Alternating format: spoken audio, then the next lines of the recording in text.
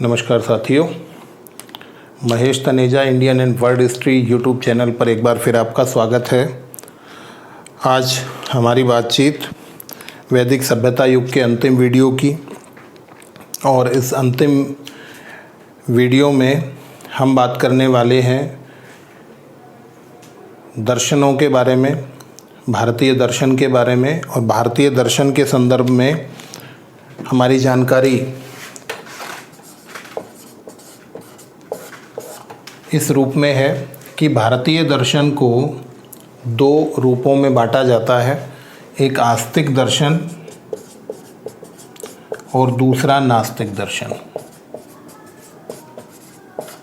आस्तिक दर्शन और नास्तिक दर्शन में क्या अंतर है, इसे हम समझें। सबसे पहले तो हमें बहुत ज़्यादा डिटेल नहीं करनी है, हमें केवल इतिहास की दृष्टि से जो प्रश्न हमसे पूछे जाते हैं केवल उन सीमाओं का ध्यान रखते हुए इन दर्शन की बात करनी है।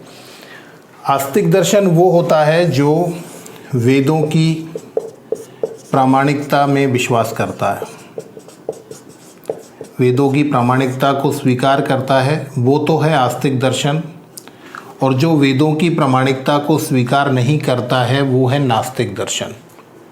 कुछ लोग इसका संबंध ईश्वर से जोड़ते हैं, पर आपको ध्यान रखना है ईश्वर से नहीं, वेदों की प्रामाणिकता के आधार पर आस्तिक दर्शन, और जो प्रामाणिकता को स्वीकार ना करे वो नास्तिक दर्शन होता है। आस्तिक दर्शन कौन कौन से हैं तो आपको बताएं, सांख्य, न्याय, योग, पूर्व मीमांसा, उत्तर मीमांसा और वैशेषिक। ये सब आस्तिक दर्शन है, अर्थात ये सब वेदों की प्रामाणिकता को स्वीकार करते हैं। और नास्तिक दर्शन कौन कौन से हैं तो एक तो आपको ध्यान रखना है चारवाक दर्शन है। चारवाक दर्शन के अलावा हम बात करें तो बौद्ध दर्शन और जैन दर्शन। अगर हम बौद्ध दर्शन की बात करें तो बौद्ध धर्म के जो दो डिवीज़न माने जाते हैं, हीनयान और महायान, तो वहाँ से वैभाषिक, सौत्रांतिक,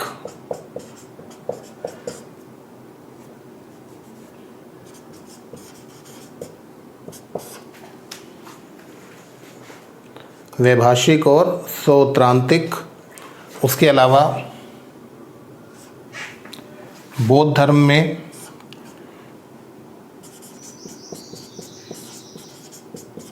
योगाचार, और एक और बात करें तो शून्यवाद, या जिसे माध्यमिका या माध्यमिक भी कहा जाता है, ये सब नास्तिक दर्शन के स्वरूप हैं।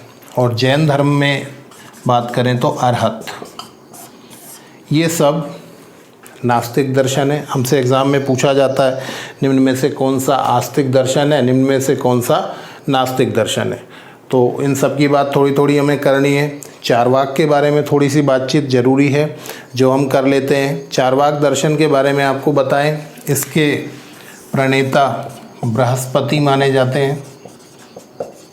इनकी बात पहले इसलिए कर रहे हैं क्योंकि फिर इनको डिटेल करना है। चारवाक दर्शन के जो प्रणेता हैं वो बृहस्पति हैं, और चारवाक दर्शन इस सिद्धांत पर कार्य करता है कि खाओ पियो और भविष्य की किसी प्रकार की चिंता मत करो। यावत जीवेत सुखम जीवेत ऋणम कृत्वा घृतम पिबेत। इसका मतलब क्या है, जब तक जियो सुख से जियो और ऋण कियो करते जाओ, ऋण लिए जाओ और घी पिए जाओ। मतलब किसी को चुकाने की कोई चिंता करने की आवश्यकता नहीं है, दूसरा जन्म नहीं है, ईश्वर का कोई ऐसा अस्तित्व स्वरूप नहीं है, पाप जैसी कोई स्थिति नहीं है।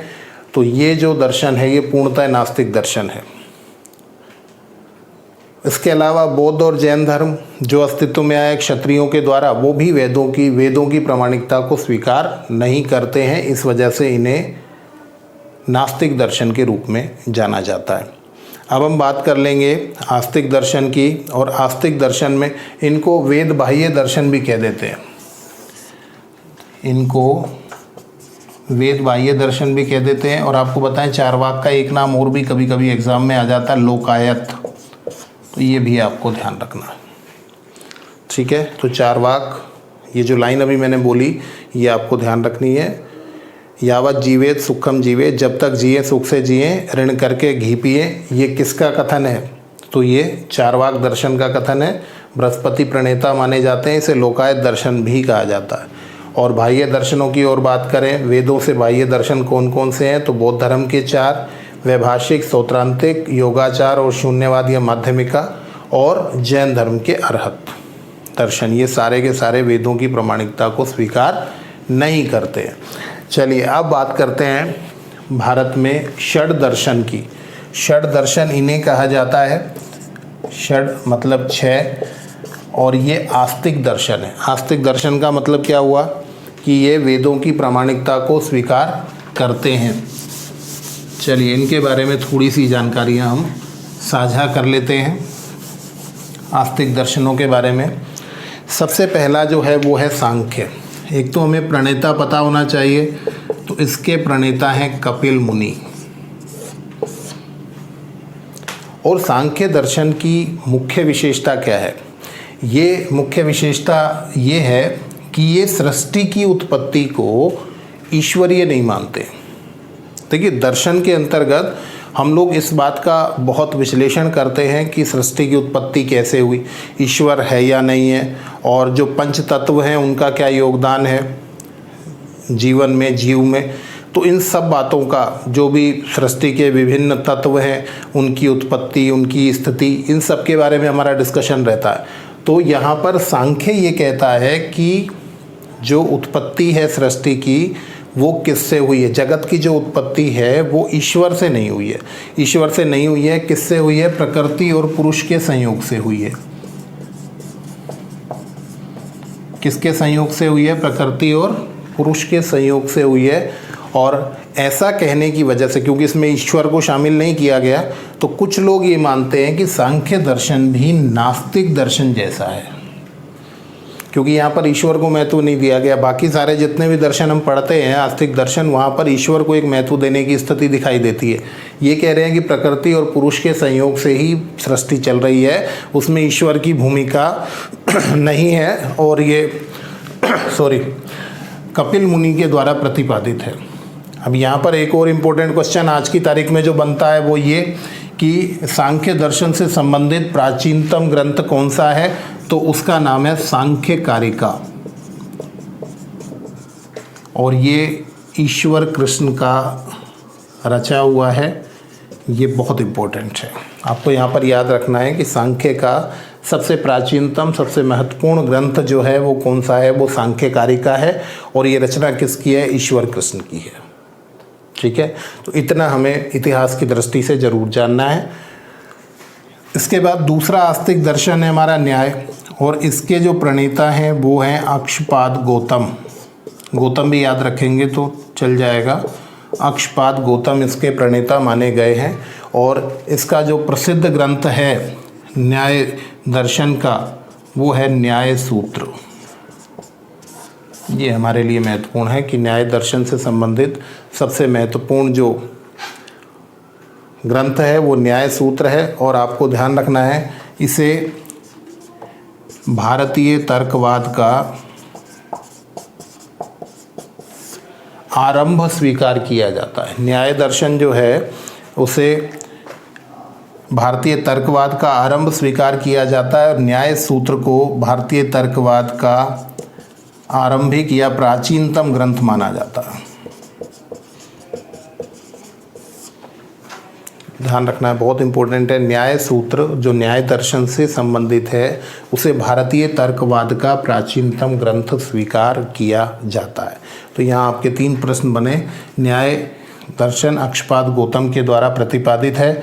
न्याय सूत्र इसकी मुख्य रचना है, जिसे भारतीय तर्कवाद का प्राचीनतम ग्रंथ कहा जाता है। चलिए आगे बढ़ते हैं। योग के बारे में आप लोग खूब जानते हैं। आज की तारीख में पतंजलि,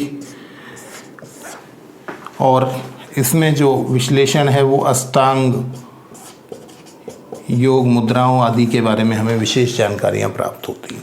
अष्टांग योग का प्रतिपादन है यहाँ पर, और पतंजलि योग के प्रणेता स्वीकार किए गए हैं। चलिए इसके बाद बात करते हैं पूर्व मीमांसा और उत्तर मीमांसा की। तो आपको बताएं, पूर्व मीमांसा के जो प्रतिपादक हैं वो हैं जैमिनीय। कहीं जैमिनी मिलता है, कहीं जैमिनीय मिलता है, तो जैमिनीय। और पूर्व मीमांसा के जो ये प्रतिपादक हैं ये कठोर हैं। किस चीज़ के लिए कठोर हैं? इन्होंने बौद्ध सिद्धांतों का विरोध किया है, बौद्ध सिद्धांतों की आलोचना की है, उनके द्वारा दिए गए तर्कों को अपने तर्कों के माध्यम से काटने का प्रयास किया है। और आपको बताएं कि इन्होंने जो वैदिक धर्म है उसको प्रतिपादित करने का भरसक प्रयास किया है। जैसे हम कहें कि वैदिक धर्म की जो क्वालिटीज़ हैं उसको लोगों तक लाने की कोशिश की गई है और यज्ञवाद का समर्थन किया गया। आपको बताएं, इसमें एक महत्वपूर्ण व्यक्ति हैं कुमारिल भट्ट, और इन कुमारिल भट्ट ने क्या किया है, इन्होंने यज्ञवाद का समर्थन करते हुए बौद्ध धर्म की आलोचना की है और ये बताया है कि यज्ञों के माध्यम से बहुत सारे कार्यों का प्रतिपादन संभव था, यज्ञ जो थे वो उचित स्थिति में थे और यज्ञवाद धर्म का एक सही स्वरूप है। ये सिद्ध करने की कोशिश कुमारिल भट्ट द्वारा की गई है। और प्रतिपादक जो हैं पूर्व मीमांसा के वो कौन हैं? वो जैमिनीय हैं। आपको ध्यान रखना है यहाँ पर। पहले इन चार की बात कर लेते हैं। तो पहले सांख्य आपको ध्यान रखना है। सांख्य के कपिल मुनि, सांख्यकारी का ईश्वर कृष्ण की संबंधित है और प्रकृति और पुरुष के माध्यम से सृष्टि और जगत की उत्पत्ति की बात की गई है। न्याय के अक्षपाद गौतम न्याय सूत्र मुख्य रचना, और भारतीय तर्कवाद का प्राचीनतम ग्रंथ किसे माना जाता है? तो न्याय सूत्र को माना जाता है। योग दर्शन के पतंजलि या अष्टांग योग के बारे में जानकारियाँ मिलती हैं। और पूर्व मीमांसा जैमिनीय की प्रतिपादन है, उनका दिया हुआ दर्शन है। और इसके अंदर मैंने आपको बताया बौद्ध धर्म के सिद्धांतों की आलोचना की गई है और यज्ञवाद को प्रतिपादित करने, वैदिक धर्म को स्थापित करने, पुनर्स्थापित करने का प्रयास किया गया है। और इसमें आपको कुमारिल भट्ट का भी योगदान महत्वपूर्ण है। कुमारिल भट्ट ने बौद्ध धर्म के सिद्धांतों को यहाँ पर कट करते हुए यज्ञवाद को उचित समुचित बताया है। चलिए, तो ये चार दर्शन हमने पढ़े। इन चार दर्शन के बाद दो और आस्तिक दर्शन है हमारे पास। मुख्यतः तो प्रतिपादक ही पूछे जाते हैं, पर फिर भी हमें डेप्थ में इतनी सी जानकारी हो, थोड़ी सी जानकारी हो, ताकि यदि कोई प्रश्न बनाया जाता है इस तरह का कि सुमेलित नहीं है या सत्य असत्य कथन, तो वहाँ पर हम किसी तरह से परेशानी में ना आए। पांचवा दर्शन जो हमें पढ़ना है वो है वैशेषिक। वैशेषिक दर्शन के प्रणेता हैं उलूक कणाद, कणाद भी कह देते हैं केवल। और आपको ध्यान रखना है, इन्होंने ये कहा कि जो जीव है वो पंच तत्वों से निर्मित है। पंच तत्वों से निर्मित इस जीव और सृष्टि की जो उत्पत्ति का सिद्धांत दिया जाता है कि अग्नि, वायु, आकाश, जल, इन सब के मिश्रण से जो सृष्टि की संरचना की बात की जाती है वो उलूक कणाद की देन है। और इसी के साथ इन्होंने परमाणुवाद का, भारतीय परमाणुवाद के सिद्धांत का प्रतिपादन किया। आपको ध्यान रखना है, भारतीय परमाणुवाद का जनक किसे माना जाता है? कहीं कहीं तो विश्व में ही परमाणुवाद का जनक कणाद को स्वीकार कर लिया जाता है। तो फिर भी आपको ये ध्यान रखना है कि भारतीय परमाणुवाद का जो जनक है वो निश्चित रूप से कौन है? वो कणाद है। और इनके द्वारा जो दिया गया दर्शन है वो कौन सा है? वो वैशेषिक है। ठीक है। और अंतिम जो हमें बात करनी है वो है उत्तर मीमांसा। तो ज़्यादा रटने वाला नहीं है। मीमांसा दो है, एक पूर्व मीमांसा है, एक उत्तर मीमांसा है। उत्तर मीमांसा बाद का है, तो इसके जो प्रतिपादक हैं वो बादरायण हैं। ठीक है। उत्तर मीमांसा को आप अंत में रखेंगे तो समस्या कहीं नहीं आ रही है, बाद का है। वैसे भी उत्तर है तो बाद का है, बाद का तो बादरायण है। और इसे वेदांत दर्शन भी कहा जाता है। अंत में है तो अंत है, वेदांत है, वेदांत दर्शन भी कहा जाता है। किसको? उत्तर मीमांसा को। और इसमें आपको ध्यान रखना है, वेदांत किसे कहते हैं? हम पढ़ के आए हैं, उपनिषदों को वेदांत कहा जाता है। उपनिषदों को वेदांत कहा जाता है। और इस वजह से आप इस बात को समझ सकते हैं कि उपनिषदों पर पूरी तरह आश्रित या आधारित दर्शन कौन सा है, तो कौन सा है, उत्तर मीमांसा। इसमें कोई कंफ्यूज होने की ज़रूरत नहीं है, बिल्कुल सीधा सा है। उत्तर मीमांसा है तो बाद का है, तो बादरायण का है। उसी उत्तर मीमांसा को वेदांत दर्शन के नाम से भी जानते हैं, और वेदांत का अभिप्राय उपनिषद होता है, तो इसका मतलब उत्तर मीमांसा जो दर्शन है वो उपनिषदों के ज्ञान पर ही पूरी तरह से आधारित है। इसके अलावा बातचीत करें कि इस उत्तर मीमांसा के संबंधित सबसे महत्वपूर्ण ग्रंथ कौन सा है, तो आपको बताएं ब्रह्म सूत्र। उत्तर मीमांसा से संबंधित या उपनिषदीय ज्ञान से संबंधित जो दार्शनिक ग्रंथ है वो कौन सा है, वो ब्रह्म सूत्र है। और यहाँ एक और प्रश्न मैं आपको एडिट कर रहा हूँ, बहुत इंपॉर्टेंट क्वेश्चन है। प्रस्थानत्रयी स्वीकार की जाती हैं, 3 प्रमुख रचनाएं स्वीकार की जाती हैं जिन्हें प्रस्थानत्रयी कहा जाता है। और इन प्रस्थानत्रयी में क्या क्या है, तो आपको ध्यान रखना है भगवत गीता, इसके अलावा उपनिषद, और तीसरा ब्रह्म सूत्र। ये बहुत इंपॉर्टेंट क्वेश्चन है। हिस्ट्री में आज की तारीख संस्कृत में काफ़ी इंपॉर्टेंट पहले से है, वहाँ पर बहुत डेप्थ डिस्कशन में आता है ये, परंतु यहाँ आपको ध्यान रखना है क्योंकि बहुत कनेक्ट हो गया। उपनिषद और ब्रह्म सूत्र की बात हमने एक ही जगह पर की है, तो भगवत गीता, उपनिषद और ब्रह्म सूत्र तीनों को प्रस्थानत्रयी के नाम से भी जाना जाता है। ये हमारे लिए बहुत इम्पोर्टेंट है। ठीक है, तो हमने 6 दर्शन पढ़े आस्तिक में। कौन कौन से? पहला कौन सा है? सांख्य है, संख्या, कपिल देव, किरणों की संख्या याद रखेंगे आप, कपिल मुनि। न्याय कौन करेंगे? गौतम करेंगे। उसके अलावा योग पतंजलि का है, कोई समस्या नहीं होनी चाहिए। पूर्व मीमांसा जो है वो जैमिनीय की, और उत्तर मीमांसा बाद वाली बादरायण की। और उसके अलावा हमारा वैशेषिक परमाणुवाद के जनक जो हैं वो कौन है? वो हैं कणाद, और कणाद ने ही पंच तत्व की जो थ्योरी है वो हमारे सामने रखी है। तर्कवाद का प्राचीनतम ग्रंथ कहा जाए तो न्याय सूत्र तर्कवाद से संबंधित दर्शन कौन सा है? प्रथम दर्शन कौन सा है? तो वो न्याय दर्शन स्वीकार किया जाएगा। तो इस तरह की सारी बातचीत को हमको यहाँ पर समाहित कर लेना। तो ये थे भारतीय इतिहास में बहुप्रचलित षड दर्शन, 6 दर्शन, और उनके बारे में एक सामान्य सी जानकारी। बहुत ज़्यादा डेप्थ में नहीं जाना है, कहीं फिलोसफी के स्टूडेंट की तरह हम उसको बहुत ज़्यादा पढ़ने बैठ जाएं तो हमारी वो आवश्यकता है नहीं, क्योंकि वहाँ पर हर तत्व का अलग अलग विश्लेषण मिलता है हर दर्शन में। चलिए, इसके बाद अब कुछ और महत्वपूर्ण बातें समाहित करते हुए हमारे टॉपिक को हम समाप्त कर लेते हैं। देखिए, एक तो अथर्ववेद के बारे में कुछ और महत्वपूर्ण जानकारियाँ आपको याद रखनी है। अथर्ववेद में क्या क्या और भी इम्पोर्टेंट है हमारे लिए? मगध और अंग, इन 2 जनपदों का उल्लेख हमें कहाँ प्राप्त होता है? अथर्ववेद में प्राप्त होता है।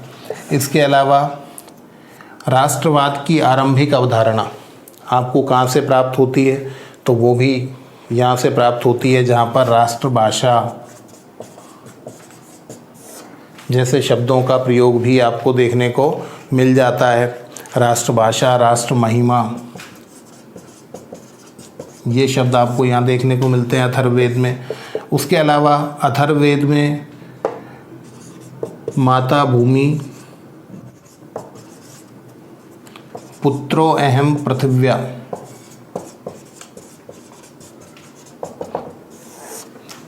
अर्थात भूमि माता है और मैं इस पृथ्वी का पुत्र हूँ। ये वाली पंक्ति जो बहुत प्रसिद्ध रही है, ये पृथ्वी सूक्त में मिलती है। और पृथ्वी सूक्त कहाँ पर है? तो वो भी आपको ध्यान रखना है, अथर्ववेद में ही ये पृथ्वी सूक्त हमें प्राप्त हो जाता है। तो ये महत्वपूर्ण जानकारियाँ हैं किसके बारे में? अथर्ववेद के बारे में। इसी में परीक्षित का उल्लेख मिलता है हमें, जिसे मृत्युलोक का देवता कहा गया। इनका भी क्वेश्चन आया हुआ है, इसलिए मैं इसको शामिल कर रहा हूँ। तो ये कुछ जानकारियाँ अथर्ववेद के बारे में आपको ध्यान रखनी है। यहीं ऋग्वेद की 1-2 जानकारियाँ और शामिल कर लें हम। ऋग्वेद का संवाद सूक्त, जिसमें हमने आपको बताया था पुरूरवा उर्वशी की कहानी मिलती है, यम यमी की कहानी मिलती है, सर्मापणी की कहानी मिलती है, और नदी सूक्त जिसमें नदियों का उल्लेख मिलता है। ये दोनों ही ऋग्वेद के 10वें मंडल में है। ये भी आपके लिए महत्वपूर्ण हो जाना है। ठीक है। इसके अलावा हम बात करें ईशावास्योपनिषद,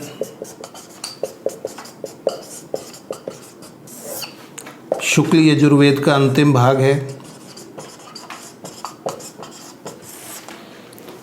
जिसे ईशोपनिषद के नाम से भी जाना जाता है। तो ये भी आपको ध्यान रखना है, कई बार इसके बारे में भी पूछा जाता है। और आपको बताएं, ईशावास्योपनिषद या ईशोपनिषद से ही ये माना जाता है कि निष्काम कर्म की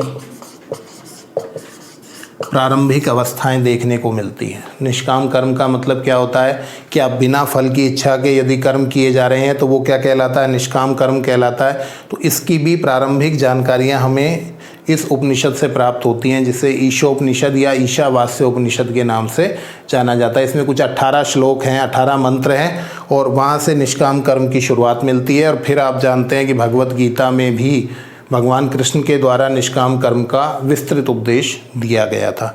तो ये आपके लिए बहुत इम्पोर्टेंट हो जाने वाला है, इसका भी आपको ध्यान रखना है।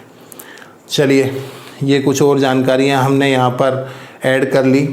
अथर्ववेद में ही अयोध्या का उल्लेख है, ये भी आपको ध्यान रखना है। अयोध्या का उल्लेख हमें कहाँ से प्राप्त होता है, तो अथर्ववेद से ही हमें प्राप्त होता है। तो मगध, अंग और अयोध्या तीनों आप ध्यान रखेंगे। ये जनपद हैं, ये नगरी के रूप में है, नगर के रूप में। तो इस तरह से हमारी बातचीत यहाँ कंप्लीट हो जाती है, और पढ़ते रहिए। अब वैदिक सभ्यता का ये चैप्टर हमारा समाप्त हो गया। अब अगले चैप्टर में हम एक नई जानकारी, एक नए काल के संबंध में विस्तृत विश्लेषण करेंगे। आपके सुझाव कमेंट बॉक्स में आप डालते रहें, सब्सक्राइब करें, शेयर करें, लोगों तक पहुंचाएं, और निःशुल्क इस सेवा का आप उपयोग करें। और इसलिए नहीं, मैंने डिस्कशन में ये भी कहा कि बहुत लोग क्या है, केवल 2 मिनट वीडियो देखने के बाद ही ओपिनियन सेट करते हैं। आप वीडियो देखिए और पूरा टाइम दीजिए। आप जिस भी टीचर से पढ़ना चाहते हैं उससे आप पढ़िए, और ज़रूरी नहीं आप हमारे वीडियोस देखिए। जो आपको अच्छा लगता है, जो आपको बेटर क्वालिटी मिलता है, उससे आप शिक्षा ग्रहण कीजिए ऑनलाइन शिक्षा में, और उसमें आप उनके वीडियोस को पूरा देखें, पूरा टाइम दें। क्योंकि हम क्या करते हैं, बिल्कुल 5 मिनट 10 मिनट में ही ऑफ करके बैठ जाते हैं, ये उचित नहीं है। आपको पढ़ना है तो फिर पूरी तैयारी कीजिए, पूरी मेहनत के साथ आप एग्ज़ाम तक जाइए, ताकि आपको सफलता मिल सके।